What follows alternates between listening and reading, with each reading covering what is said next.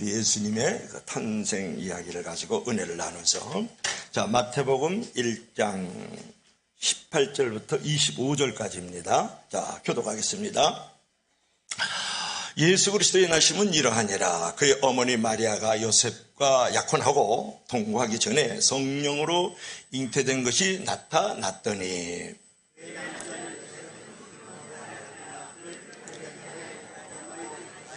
이 일을 생각할 때에 주의 사자가 현몽하여 이르되 다윗의 자손 요셉아 내 아내 데려오기를 무서워하지 말라. 그에게 잉태된 자는 성령으로 된 것이니라.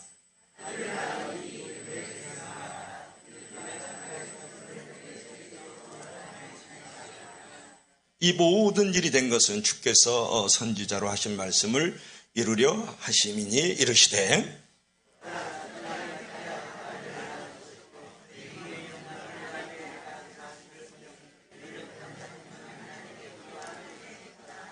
요셉이 잠에서 깨어 일어나 주의 사자의 분부대로 행하여 그의 아내를 데려왔으나 아들을 낳기까지 동침하지 아니하더니 나오매 그 이름을 예수라 하니라. 아멘. 기도합시다.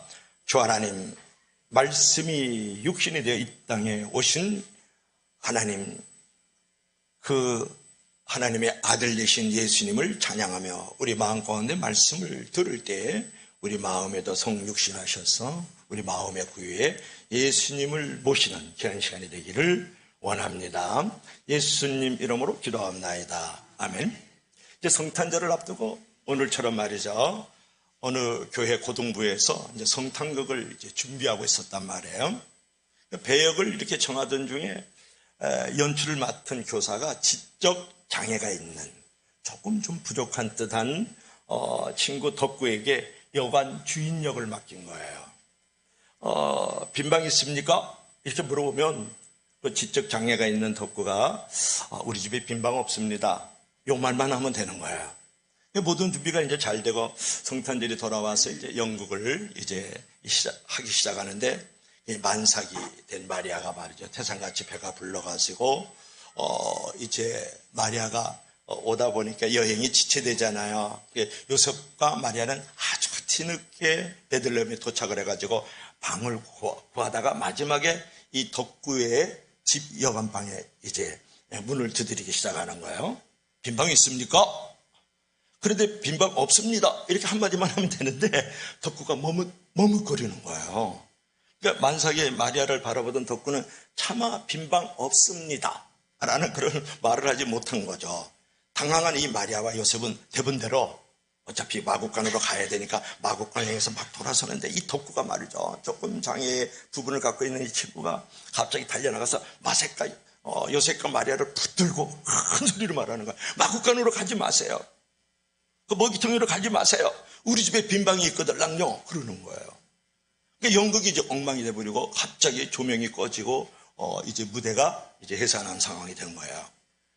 그런데 이 덕구는 홀로 이제 남아가지고 이제 독백을 하는 거예요. 하나님, 잘못했어요. 제가 연극을 다 망쳐놨거든요. 그런데 저는 거짓말을 할 수가 없어요. 저희 집에는 빈방이 있거든요. 예수님을 마국간에 태어나게 할 수는 없잖아요. 그래서 눈물을 뚝뚝 흘렸다. 여러분, 2000년 전에 예수님은 이 땅에 오셨지만은 마리아와 요셉을 통하여서 이제 베들레헴까지 왔지만 그 거기에 아기왕 예수께서 거하실 수 있는 방이 없었다라는 거죠. 결국은 마국간 그 안에 있는 먹이통에 오셨다. 여러분, 인간의 영혼 깊은 곳에는 하나님만이 들어오실 수 있는 영혼의 방이 있거든요. 그 방에 예수님이 오시기 전까지는 그 방에 예수님이 오시지 않으면 인간은 번민, 불안, 두려움, 무서움으로 살아갈 수밖에 없는 존재라는 거예요. 여러분, 그 예수님이 들어오셔야 될 그 영혼의 구유라 그러고 먹이통에 여러분 예수님을 모셔야지, 그분을 모시지 않았을 때 우리에게 찾아오는 엄청난 불행한 삶, 저주의 어둠의 자리로 들어갈 수밖에 없다라는 거예요. 그러니까 예수님만이 꼭 들어올 수 있는 그 아기방을 내어주시라는 거예요. 그럴 때 우리에게 찾아오는 것은 세상에 줄 수도 없는 그런 어떤 기쁨 또는 평안, 그런 어떤 감사, 그런 어떤 만족감과 평안이 있는 줄로 믿을 수 있기를 바랍니다. 그래서 여러분 성탄절을 선물을 주고받는 선물의 의미로만 살아가지 말고 이 성탄절에 무엇보다도 내 영혼의 구유에 내 마음의 마구간에다가 예수님을 모심으로써 진정한 성탄절을 맞이하기를 주의 이름으로 간절히 부탁합니다. 오늘은 우리가 이제 생각해 보고 싶은 것은 뭐냐 그러면은 아기왕 예수를 돌봐주었던 분이 요셉과 마리아잖아요. 그래서 오늘은 요셉에 관해서 좀 생각해 보고 싶은 거예요. 구약의 요셉은 너무 잘 알아요, 여러분들. 진짜 형제들이 시기 질투를 받아가지고 말이지. 마른 웅둥이 떨어지고, 거지발 장군의 아내를 억울한 누명을 써가지고 감옥에 들어가고, 감옥에 들어갔다가 결국은 국무총리까지 이제 올라갔다는 그 요셉은 잘 알아요. 그런데 막상 아기형 예수를 끊임없이 돌봐주고 키워주고 또 세워주었던 분이 요셉과 마리아잖아요. 그 요셉은 잘 모른단 말이에요. 그래서 오늘 본문을 중심으로 그 요셉에 대해서 우리가 한번 생각해 보려고 하는데요. 자, 우리 다 같이 1번 다 같이 시작. 요셉의 성품을 닮아라. 뭐라고요? 시작. 요셉의 성품을 닮아라. 자, 읽어볼까요? 시작. 예수 그리스도의 나심은 이러하니라. 그의 어머니 마리아가 요셉과 약혼하고 동거하기 전에 성령으로 잉태된 것이 나타났더니. 너무 성경 기절이 길어요. 아주 내가 요약을 해드릴까요? 약혼을 했는데 그 마리아가 임신을 했어요. 아직 결혼하고 동거도 안 했는데요. 그 말을 하고 있는 거예요. 여러분, 여기서 약혼이라는 것은 뭐냐면 결혼하기 전에 미리 혼인 계약하는 것을 갖다 우리가 약혼하다 그러잖아요. 그래서 전통적으로 유대사에서는 약 한 1년간 약혼의 기간을 두는 것이 일반적이었다. 그러므로 마리아가 성령으로 잉태됐다. 이렇게 말을 하고 있잖아요. 지금 약혼을 했는데 성령으로 잉태했다. 지금으로 말하면 임신했다. 그런 말이에요. 그러니까 요셉과 마리아가 혼인을 얼마 남겨두지 않고 결혼을 얼마 남겨두지 않고 있었던 때였는데 약혼한 마리아가 임신을 해버린 거예요. 여러분, 반드시 성결을 지켜야 될 이 신부가 말이죠. 임신을 했다는 것은 매우 충격적이고 도전적인 사건 아닙니까? 이 사실을 알게 된 요셉은 깊은 고민과 갈등이 있지 않았겠어요? 그의 남편 2절 한번 19절 한번 볼까요? 시작. 그의 남편은 의로운 사람이라 그를 드러내지 않으려고 가만히 끊고자 해요. 여러분 같으면 어떡하겠어요? 막 요새 연애살인도 많은데요. 그런데 그의 남편 요셉은 의로운 사람이라 그를 드러내지 아니하고 마리아를 드러내지 아니하고 마리아를 SNS에다 띄우지 아니하고 마리아를 유튜브에 올리지 아니하고 마리아를 나팔을 불지 아니하고 가만히 끊고자 했다. 그래서 의로운 사람이에요, 여러분. 의로운 사람이라는 건 어려운 얘기 아니에요. 하나님과 건강하고 깨끗한 관계예요. 이웃과 건강하고 깨끗한 관계를 의롭다 이렇게 생각하면 돼요. 그러니까 여러분 여기서 가만히 끊고자 하여 이런 말이 나오잖아요. 이게 매우 중요한 부분인데 에블레세라스라 아프라스의 아우텐 이런 말을 해요. 헬라어로. 여러분 헬라어를 못하니까 제가 그걸 통해서 좀 자랑을 하는 거죠. 이 문장을 직역을 하면 가만히 끊고자 한다는 것은 뭐냐면 그녀를 비밀스럽게 놓아주기로 결정했다. 뭐라고요? 그녀를, 즉 마리아를 비밀스럽게 놓아주기로 결정을 했다. 그런 말이고 남몰래 약혼을 취소한다. 그런 의미를 갖고 있는 거예요. 이 여인이 혼인을 하지 않고 지금 이제 약혼을 했는데 말이죠. 결혼하기 전에 살기도 전에 지금 임신을 됐단 말이에요. 그런데 조용히 비밀스럽게 마리아를 놓아주기로 결정을 했다. 그리고 아주 조용히 남몰래 약혼을 취소하겠다. 너무 멋있는 남자잖아요. 이런 남자가 우리 교회에 많이 있길 주의 이름으로 간절히 부탁합니다. 그렇게 되면 이제 무슨 일이 벌어지냐가 이제 중요한데요. 요셉은요, 결혼 전에 마리아를 임신시켜놓고 제멋대로 파혼했다는 몰지각한 사람, 아주 몰상식한 사람이 되는 거예요. 이 상황이 되면. 그렇다면 마리아는 아무런 벌을 받지 않고 오히려 이제 요셉이 책임감 없는 약혼자라면서 남들에게 비방을 받고 정죄를 받고 돌을 맞을 상황이 됐단 말이에요. 그렇게 되면 이제 요셉은 어떤 처지가 됐겠어요? 얼마나 억울하고 불쌍하냔 말이에요. 그런데 그걸 택했단 말이에요.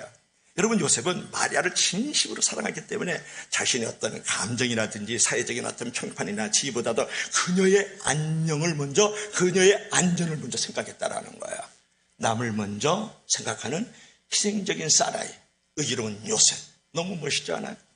여러분, 그래서 아기 예수님을 잉태한 마리아를 살리고자 기꺼이 의롭게 자기 자신을 희생했다, 자기 자신을 부인했다, 자기 자신을 내려놓았다, 자기 자신의 죽음의 자리까지 내려갔다, 그런 말이에요. 누가? 의로운 요셉이 말이죠. 율법에 기록된 대로 여러분, 이제 요셉이 이 마리아가 지금 임신을 했잖아요. 그 약혼을 한 상태에서. 그러면 사실은 요셉이 두 가지 중에 하나를 선택을 해야 돼요. 율법에 기록된 대로 마리아 임신을 공표해가지고 많은 만방에 알려가지고 그로 하여금 돌에 맞아 죽게 하든지, 첫째로. 둘째로는 뭐냐면 이혼 증서를 써줘가지고 파혼하는 것이거든요. 그게 이제 신명기 22장 23절부터 34절에 나와요. 그렇다 그러면 여러분, 요셉은 이 중에서도 두 번째 방법을 택했다라는 거예요. 왜냐하면 이 길만이 율법을 준수하고 이 길만이 동시에 마리아의 생명과 명예를 지켜줄 수 있는 최선의 선택이기 때문에 파혼을 선택하는 거예요. 그런데 여러분은 이렇게 자신의 극한 감정이라든지 어떤 분노라든지 원망을 다스리면서 상대방의 어떤 수치라든지 허물을 덮어주고자 노력했던 요셉의 태도 속에서 우리가 오늘날 무엇인가 교훈을 받아야 되지 않겠어요? 일반적으로 사람들은 누구로부터 배신을 당하면요, 누구로부터 거역을 당하면요, 누구로부터 손해를 입게 되면 말이죠, 누구로부터 좀 억울한 일을 당하면 분노에 사로잡혀서 무슨 일을 짓을 동원하더라도 말이죠, 자신의 입은 손해와 그 상처를 보상 앤드 배상받으려는 그런 본능을 갖고 있잖아요. 심지어 자신과 아무런 관계도 없는 그런 손해도 없는 다른 사람들의 어떤 추문이라든지 기도 험담거리조차도 가식거리로 삼아가지고 말이죠, 그저 나팔불기 좋아하고 쑥덕쑥덕 쿵덕쿵덕 하면서 그저 얘기하기 좋아하는 그런 시대인데요. 혹 누군가 스캔들이 있으면 그걸 발견해가지고 그냥 앞을 다퉈가지고 그냥 그런 걸 씹기 좋아하잖아요. 그래 여러분, 우리 성도들은 그렇게 해서는 안 된다는 거죠. 여러분, 요셉처럼 그 마리아가 지금 약혼을 했는데 임신을 했단 말이에요. 그런 어떤 수치와 허물, 절체절명의 그 죽음의 위기 가운데서 그를 붙들어 주잖아요. 그의 허물을 가려주잖아요. 그 수치를 이제 가려주잖아요. 덮어주잖아요. 여러분, 이런 사람이 돼야 되지 않겠어요?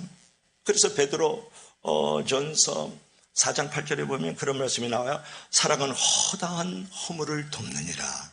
잠언 10장 12절에 보면 미움은 다툼을 일으켜도 사랑은 모든 죄를 덮느니라.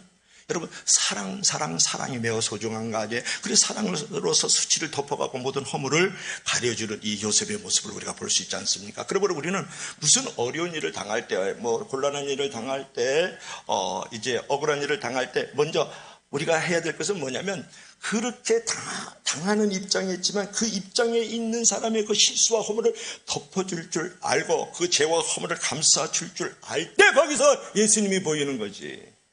그게 예수적이지.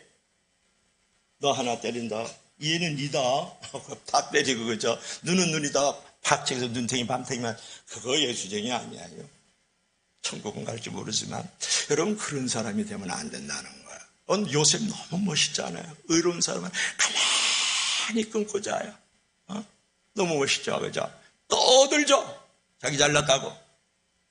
우리가 이 사건을 조금 더 묵상하면 이런 경우를 생각할 수 있어요. 어쩌면 요셉에게 있어서 이 일은 자신의 감정보다 하나님의 음성에 순종하는지에 하나님의 테스트에 통과된 사람이라는 거고, 여러분, 예수님의 부모로서 하나님 당신이 성육신의 이 땅에 사람으로 오신 그 예수님을 키우고 돌볼 수 있고 기도해 줄 수 있는 아빠냐 엄마냐라는 그런 테스트에 통과되는 사건이에요. 믿을 수 있기를 바랍니다. 자, 두 번째로 마지막입니다. 요셉의 순종을 닮아라. 우리 다 같이 시작. 요셉의 순종을 닮아라. 자, 한번 볼까요? 시작. 이 일을 생각할 때 주의 사자가 현몽하여 이르되 다윗의 자손 요셉아, 내 아내 마리아 데려오기를 무서워하지 말라. 그에게 잉태된 자는 성령으로 된 것이니라. 시작. 아들을 낳으리니 이름을 예수라 하라. 이는 그가 자기 백성을 그들의 죄에서 구원할 자이심이라 하니라. 시작. 이 모든 일이 된 것은 주께서 선지자로 하신 말씀을 이루려 하심이니 이르시되 아멘. 여러분 보세요. 요셉이 이제 우리가 이제 순종을 이제 본받아야 되는데 이 일을 생각할 때에 주의 사자가 현몽하여 이르되 다윗의 자손 요셉아 내 아내 데려기를 무서워 말라. 이 모든 일이 된 것은 주께서 선지자로 하신 말씀을 이루려 하심이니라. 그렇게 말씀을 했잖아요. 여기서 이제 선지자라고 하신 말씀이란 뭐냐 그러면은 이사야 7장 14절 있을 거예요. 한번 볼까요? 시작. 그러므로 주께서 친히 징조를 너에게 주실 것이라. 보라, 처자가 이렇게 아들을 낳을 것이요 그 이름을 임마 까불지마 누엘이라 하리라. 그렇게 말을 했단 말이야. 여기가 지금 이사야가 한 말이잖아요. 이거는 예수님이 탄생하기 700년 전에 이미 이사야가 예언을 한 거예요. 이사야라는 선지자가 말해서. 그러니까 처녀가 잉태에 아들을 낳을 것이요 그 이름을 임마 누엘이라 하라. 이렇게 이제 말씀을 했거든요. 그러므로 이 동정녀 탄생이라는 것은 우연히 태어난 게 아니라 처녀로부터 하나님께서 성령으로 잉태되어 태어나신 것은 우연히 이루어진 것이 아니라 이미 오래전에 예언된 성취의 말씀이다. 그런 말이거든요. 여러분, 하나님께서는 무슨 일이든지 순식간에 즉흥적으로 일하시는 법이 없어요. 무슨 일을 하든지 한 장 미리 계획을 하시고 여러 차례 알리신 다음에 당신의 일을 계획을 완성해 나가는 거거든요.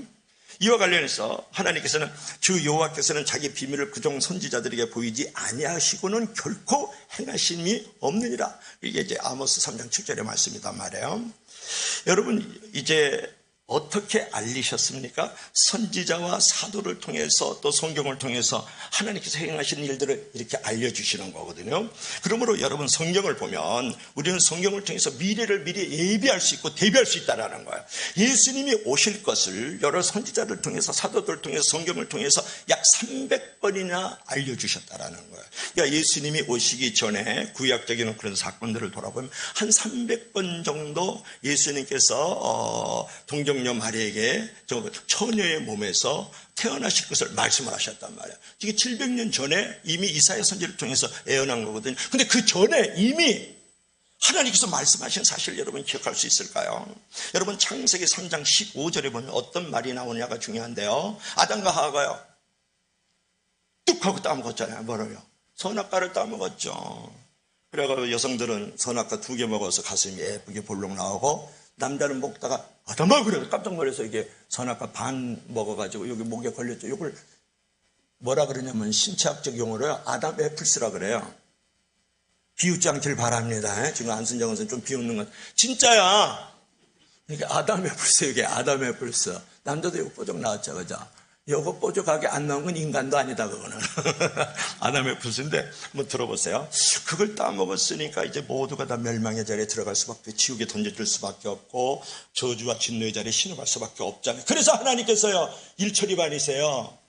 그래가지고 말씀을 해주는데 창세기 3장 15절입니다. 선악과를 따먹은 바로 그 이후에 이 불순종 아담과 하와를 향해서 예수님께서 하나님께서 말씀하셨는데, 내가 너로 여자와 원수가 되게 하고 내 후손도 여자의 후손과 원수가 되게 하리라. 뭐라고 했어요? 여자의 후손과 원주가 되리라 그랬어요. 여자의 후손은 내 머리를 상하게 할 것이요 너는 그의 발꿈치를 상하게 할 것이야. 창세기 3장 15절에 이미 말씀하셨다고. 여러분, 놀랍지 않아요? 이미 여자의 후손으로 오실 것을 하나님께서 예언하시는 거예요. 말씀을 해 주셨단 말이에요. 모두가 다 남자의 후손이에요. 여러분 다 남자의 후손이에요. 남자의 씨가 들어가서 내가 우리 아버지가 장씨, 나도 장씨잖아요. 여자의 몸을 빌린 것뿐이에요. 사실은 저와 여러분들이 태어나는 것은. 근데 유일하게 여자의 후손으로 이 땅에 오신 분은 누굽니까? 하나님의 아들 예수님인 줄로 믿으시기를 바랍니다. 이미 거기서도 이미 예언했다는 사실을 여러분 결코 간과해서는 안 된다는 거야. 우리는 미래를 알기 위해서 점쟁이를 찾아가고 말이죠. 요즘에 보니까 막 역술인, 주술인, 법사, 무슨 도사. 아니 그러면 내가 아주 쉽게 얘기할까요? 이게 장군들이 별이 번쩍번쩍 하는 이 친구들이 말이죠. 나라의 최고 통치자들이 말이죠. 역술인, 주술인 들어가서 빌고 점쟁이에서 점을 치고 말이죠. 이 나라가 그런 줄 정말 몰랐어요. 그럼 하나 물어볼게요. 역술인, 주술인, 법사, 도사 다 쫓아다녔단 말이에요. 높은 위정자부터 이 군대를 이끌고 있는 장군들이 말이죠. 그럼 자기 깜빵 갈 줄 몰랐어요? 그럼 그게 무슨 역술이냐? 그게 무슨 주술이? 그게 무슨 법사고 도사야 그래? 그러니까 그때로 왔대 빌어봐서 어떡할 거야 그래? 깜빵에 다 들어가 있는데 별이 17개나 지금 깜빵에 들어가 있는데 나 정치 얘기하고 싶지 않아. 여러분 역술인 주술인 도사 법사요 이런 것들을 찾아다닐 필요 없다라는 거예요. 그들의 결국은 저주고요. 그들의 결국은 멸망이잖아요. 여러분 스승이라든지 인공지능이라든지 AI도 의지할 필요 없어요. 그런 것들은 진정한 내일, 미래를 알아주는 게 아니거든요. 세상적인 방법으로는 내일을 모르고 미래를 모른다는 거예요. 그래서 누군가 스폴전이 그런 말을 했어요. 여러분 내일은 모릅니다. 미래는 모릅니다. 그러나 내일과 미래는 하나님의 손에 있는 줄로 믿습니다. 그랬다는 거 아니에요. 그러니까 여러분들께서 인류의 미래에 대한 계시가 유일하게 기록된 것은 뭐라고요? 성경을 통해서 다가올 미래를 예측하고 준비할 수 있는 저와 여러분들이 되기를 주의 이름으로 간절히 부탁합니다. 그래서 늘 말씀을 가까이면서 그 말씀을 붙들고 기도하고 믿음으로 살아가야 돼요. 그럴 때 하나님의 심판을 면할 수가 있고 하나님의 영광의 기쁨에 우리가 참여할 수 있단 말이에요. 이미 오신 예수님을 위해서 살아야 되고 오실 예수님을 위해서 준비되는 신앙을 갖기를 주의 이름으로 간절히 부탁합니다. 그것이 요셉을 통해서 우리가 생각해 볼 수 있는 거죠. 그런데 우리가 본문에는 이제 요셉이 주의 사자의 그 명령을 들은 후에 이제 어떻게 이제 순종을 했는가 하는 것이 24절, 25절이거든요. 자, 24절 시작. 요셉이 잠깨어 일어나 주의 사자의 분부대로 행하여 그의 아내를 데려왔으나 아들을 낳기까지 동침하지 아니하더니 나야느니 이게 예수가 아니라 24절 한번 볼까요? 요셉이 잠깨어 깨어 일어나 주의 사자 분부대로 행하였다. 어떻게 행했어요? 아내 데려왔잖아요. 어려운 얘기 아니에요. 좀 더 자자 좀 더 졸자 하는 그 자리에서 벌떡 일어나가지고 누구를요? 하나님이 하신 말씀대로 순종했다. 그런 얘기. 아내를 데려온 거예요, 여러분. 지금 약혼했는데요. 임신을 했는데 그걸 데려오는 거예요. 여러분 순종했고 그 다음에 25절을 보니까 뭐라 그랬어요? 아들을 낳기까지 동침하지 아니했다. 여러분 남자들이 얼마나 정욕이 많은지 몰라요. 그런데 아기 예수를 낳을 때까지 동침을 하지 않았다. 뽀뽀를 안 했다는 거예요. 여러분 이게 요셉의 그 성품을 여기서 볼 수 있지 않아요? 그죠? 순종하는 성품 그리고 인내하고 오래 참는 그 요셉의 성품이 여기서 보이지 않습니까? 많은 사람들이 이 메시아의 어떤 부모가 된 이 요셉과 마리아를 되게 이제 부러워하거든요. 요셉과 마리아는요, 여러분이 부러움이 대상이보다도 먼저 부모로서 당했던 여러 가지 고초를 여러분 생각할 필요가 있어요. 우리는 그들의 삶을 통해서 하나님께 쓰임을 받는다는 어떤 의미나 어떤 가치들을 생각해 볼 필요가 있는데요. 요셉을 잠에서 깬 후에 여러분 영적인 잠에서 깨어나야만 순종할 수 있어요. 요셉은 잠에서 깨는 그 육체적인 잠이죠. 그래서 깨가지고 아내를 데려왔다 순종했다. 사실 이것은 매우 어려운 결단을 요구하는 거잖아요. 결혼하기 전에 임신한 여인을 아내로 데려왔을 때 주위에서 고운 시선으로 요셉을 보았겠느냐는 거죠. 다 알 거 아니에요, 동네 사람들이요. 현대처럼 성이 개방된 시대에도 처녀가 임신을 했다 그랬다 그러면 그냥 굉장한 스캔들이 돼가지고 저쪽에 그 스캔들이 일어나면 난리가 나는데요. 아니 당시 율법을 지키던 유대 사회에서 말이죠, 정식 결혼도 하기 전에 그냥 임신했다 그러면 얼마나 심각한 상황이냐 말이에요. 그럼에도 불구하고 in spite of nevertheless 요셉은 그를 데리고 왔다라는 걸 순종했다. 여러분 요셉의 수고와 그 희생은 여기서 끝나지 않았잖아요. 그는 예수님이 태어난 후에 헤롯 왕이 2살 아래 다 죽이라고 그러는 거예요. 헤롯 왕이 그때를 피해가지고 어디를 내려가냐면 애굽으로 내려갔다고 해요. 지금 이스라엘에서 이집트로 내려간 거예요. 거기 이집트에 내려가면 예수 피난처 교회가 있어요. 제가 성지순례를 갔다 왔으니까요. 1994년에 제가 다녀왔죠. 그러니까 애굽 피난처 교회가 있더라고요. 여기보다 더 작아요. 그런데 거기에 이제 애굽에 피난처 교회가 있어요. 거기서 피난 생활을 또 한 거예요. 예수님을 모시고. 또 헤롯이 죽은 다음에 몰래 안전을 위해 가지고 저쪽으로 뺑 돌아가지고 저쪽 나사렛까지 어제 올라갔단 말이에요. 그러니까 나사렛에서 예수님을 탄생한 이 베들레헴은 120km예요. 근데 뭘 해가지고 왜 나사렛에서 가서 이제 예수님께서 나사렛에서 자라나기 시작하잖아요. 그러니까 얼마나 고통스러웠느냐는 얘기를 하고 싶고, 여기에 대해서 마리아는 사랑하는 아들이 십자가에 달리는 처참한 장면을 목격해야만 됐거든요. 여러분, 십자가에 달린 그 아들을 본다는 건 얼마나 가슴이 찢어지냐. 패션 오브 크라이스트를 보세요. 그 마리아가 새까맣게 죽어가고 막 눈물을 흘리는 장면이라고 생각하지 않습니까? 자, 우리가 여기서 이런 요셉의 사건에서 우리는 무엇을 배울 수 있느냐는 건데, 하나님으로부터 받은 사명이 크면 클수록 치러와야 될 희생도 크다는 사실을 우리가 알아야 돼요. 그러니까 하나님부터 크게 쓰임 받기를 원한다 그러면 마리아와 요셉처럼 그러한 고난과 고통도 감수하기로 결단하는 믿음이 있지 않고는 하나님 앞에 그렇게 크게 쓰임 받을 수가 없다라는 거예요. 하나님 당신이 성육신에서 이제 아들 예수로 이 땅에 오셔서 그분을 돌보는 그 놀라운 희생의 사역은 그 요셉과 마리아가 말해서 고난을 받기로 결정을 했기 때문에 그러한 자리에 이제 들어갈 수 있다, 그런 말이에요. 오늘날 문제는 뭔지 아세요? 요구는 많아요. 그러나 희생은 없는 시대를 살고 있는 거예요. 오늘 우리 청년들 또 우리 젊은 집사님들을 대충 이렇게 유행의 물결을 보면요, 요구는 많아요. 희생이 없는 시대인 거예요. 그리고 개인주의, 편리주의, 이기주의 속에서 살아가요.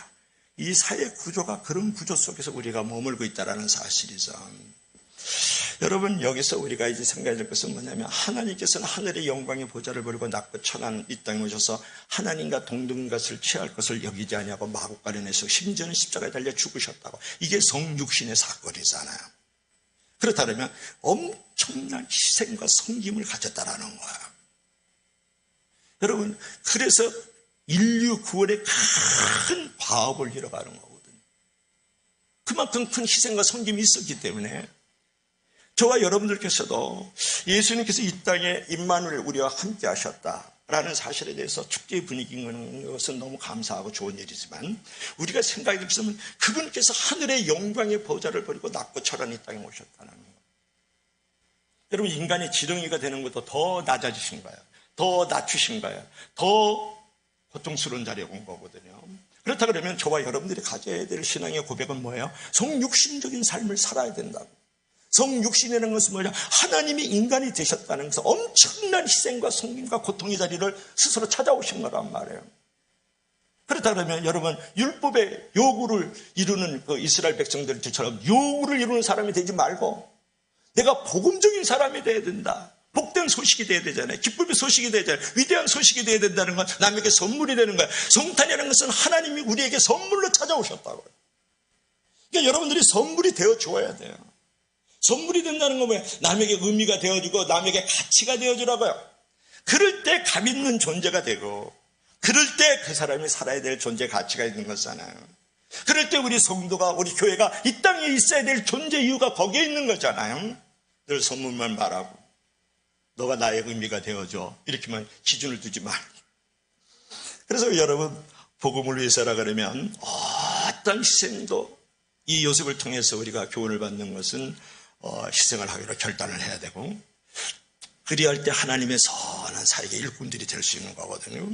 그래서 위대한 축복은 위대한 섬김과 희생 속에서 우리 가운데 찾아오는 줄로 믿을 수 있기를 바랍니다. 그래서 사명은 생명을 낳는 것이고, 순종은 축복을 낳는 것이고, 믿음은 기적을 만들어가는 거죠. 그러니까 요셉은 그러한 삶을 이제 살아갔다, 이제 그런 것이죠. 근데 요셉을 우리가 이제 생각해 볼 때 마리아와 함께하기로 결단한 그 아름다운 순종의 미덕이 있었던 사람이에요. 만덕이가 아니고 미덕이고. 그러니까 마리아가 헤치고 갈 그 험난한 믿음의 길을 함께 가지기로 결단했던 사람이 누구냐면 요셉이다. 마리아가 앞으로 겪게 될 모든 풍파를 함께 겪기로 마음을 먹은 사람이 요셉이다. 마리아가 비를 맞는다면 그와 함께 비를 맞기로, 그러면서 걸어가기로 결단했던 사람이 누구냐면 요셉이라는 거예요. 그래서 이런 말이 있어요. 돕는다는 것은 우산을 들어주는 것이 아니라 함께 비를 맞는 것이다. 한번 따라합시다. 돕는다는 것은 우산을 들어주는 게 아니라 비를 함께 맞는 것이다. 우리 종만 집사님 그냥 애워가지고 나보다 빨리 하시네. 박수 한번 쳐줘요. 박수 한번 쳐줘요. 복음의 정을 만방에 알리시기 바랍니다. 최종만 집사님이니까. 여러분, 요셉은요, 마리아와 함께 비를 맞기로 결정을 한 사람이다. 그러니까 마리아의 품은 그 품금이 얼마나 아름답고 위대한지 그 마리아와 함께 비를 맞기로 결정을 했다. 여러분, 사랑은요, 함께 비를 맞기로 결정하는 거예요. 함께 비를 맞는 것이 다른 사람들이 보기에는 바보틱하고 멍청틱하지만 비를 맞는 사람의 입장에 서서 그와 함께 아픔과 고통에 동참하기로 마음을 먹는 이의 결단이 너무나도 아름답지 않아요. 여러분, 하나님은 우리와 함께 비를 맞기 위해 이 땅에 오신 거예요. 올라와. 그렇게 살면 안 돼. 천국 뭐다? 하늘에서 하나님으로 그렇게 얘기를 하지 않으셨다고요. 이 땅에 오셔서 우리와 함께 비를 맞기로 결정하고 오신 거예요. 비를 맞는 사람의 그 입장에 서 있는 눈높이에 마음을 가져달라는 거야. 그 입장에 서달라는 거야. 예수 탄생을 기다리는 우리에게 요셉이 이야기하는 이 아름다운 동행을 우리에게 가르쳐주는 거거든요. 동행이라는 게 뭐야? 함께 해주는 거잖아요. 우리들도 이런 아름다운 동행을 우리의 삶 가운데서 만들어내야 되지 않을까요? 여러분, 함께 비를 맞아줄 수 있어야 된단 말이에요. 그들의 자리로 내려가 줘야 된다는 거예요. 하나님께서 영광의 보좌를 걸고 낮고 천한 이 땅의 자리로 내려와 주셨단 말이에요. 비를 맞으셨다고요. 그들을 비난하지 말고 여러분의 가족, 여러분의 친척, 이웃들이 있는데 세상을 너무 비난하고 그들에게 정죄하고 판단하지 말고 그들을 응원해 주세요. 그들에게 지원을 해달라고요. 그들에게 선물이 되어지고 그들의 응답이 되어지고 그들에게 의미가 되어질 때 그들과 함께 비를 맞는 거예요. 그들처럼 되라는 게 아니야. 그들의 입장에 서고 그 자리에 함께 해주라는 거예요. 이게 임마누엘 신앙이지. 하나님이 우리와 함께 하셨잖아요. 하나님이 인간이 되셨다. 여러분, 이게 얼마나 큰 하나님의 신앙의 고백인지 몰라요. 그래서 그런 말에서 여럿이 함께하면 험한 길도 즐겁다, 그런 말이고 불행도 함께하면 아픔도 줄어든다, 그런 말이 있잖아요. 여러분, 마리아가 주의 뜻을 이루는 주의 계집종이오니 주의 말씀이 내게 이루어지이다, 그걸 혼자 그것을 감당한 게 아니라는 거예요. 마리아가 돌에 맞아 죽어 마땅하고 말이죠. 동네에서 온갖 손가락질을 받아 마땅하지만 그와 함께 해주었잖아요. 누가? 요셉이. 여러분, 그 험난한 길에 요셉이 동행해 주었다고요. 함께 해줬다고요. 그들은 예수 탄생의 아름다운 이야기를 함께 만들어가는 두 주인공이 되는데 요셉의 역할이 너무나도 컸다라는 것을 여러분은 아세요? 그럴 때 제가 배가 고팠어요. 갑자기 설교 준비하는데 라면도 함께라면 맛있다, 그 생각이 나더라고요. 그건 내가 만든 거야. 따라해봐요. 라면도, 아니 크게 해봐. 라면도 함께라면 맛있다. 아니 그 생각이 진짜 나서 이렇게 메모해놨잖아. 내가 나는 역시 목사가 아니고 목사인 줄로 믿을 수 있길 바랍니다. 목사야. 그래서 오늘 이제 결론을 맺어야 되겠어요. 무슨 결론을 맺나?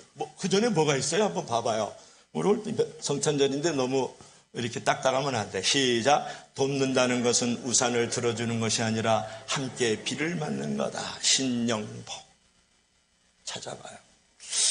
하나 얘기하고 마칠까요? 우리가 잘 아는 이야기가 하나 있는데요.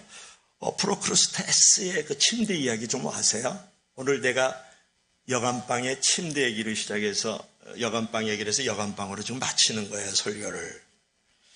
그래서 프로크루스테스의 이제 침대라는 그런 어떤 그 이야기가 있는데 그리스 신화에 나오는 이야기예요. 프로크루스테스라는 사람이 여관을 운영을 하고 있었단 말이에요. 근데 손님이 오면 그를 철침대에다가 누이는 거예요. 그래가지고 침대보다 크면 다리를 절단해버리고요. 침대보다 작으면 다리를 잡아 당겨가지고 잡아들여가지고 그 침대에 맞추는 거예요. 누가? 프로크루스테스라는 여관방 주인이요. 그런데 침대보다 이제 크거나 작거나 이런 사람들도 그냥 모시고 온 게 아니라 납치해가지고 온 사람이거든요. 그러니까 결국 침대에 딱 맞는 사람은 살지만 침대보다 크거나 침대보다 작은 사람은 다 죽어가는 거거든요. 여기서 이제 우리가 생각하고 싶은 것은 뭐냐 그러면 다른 사람의 생각을 자기에 맞추고 고치려고 하는 사람은 다른 사람을 죽이는 거라. 다른 사람에게 상처를 줄 수 있다라는 거예요. 모든 사람은 내 기준과 내 생각으로 그를 고쳐나가려고 그러거든요. 그 프로크루스테스의 여관방 주인하고 똑같은 거죠. 그러니까 예수님께서는 우리를 당신의 기준에 맞추려고 오신 분이 아니에요. 고치려고 오신 분이 아니에요. 하늘의 영광의 보좌를 버리고 낮고 천한 이 땅에 오셔서 우리랑 눈높이를 같이 하셨단 말이죠. 그러니까 여러분이 여기서 이제 생각해 보는 것은 뭐냐 그러면 이 프로크루스테스와 같은 여관방 주인이 되지 말고 하나님의 영광의 보좌를 낮고 천한 이 땅에 오셔서 우리와 같이 입장이 되어지고 우리와 같이 하나님의 말씀에 순종하면서 함께 하셨던 임마누엘의 그 하나님을 여러분이 성탄절 때 생각해야 된다는 거고, 요셉을 보세요. 요셉은 남의 입장에 서 죽었잖아요. 누구의? 마리아의 입장에.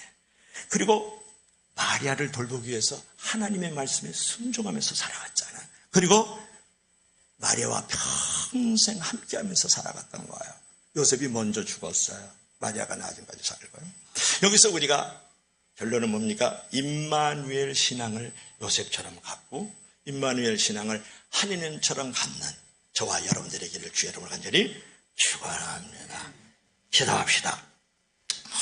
주 하나님 아버지,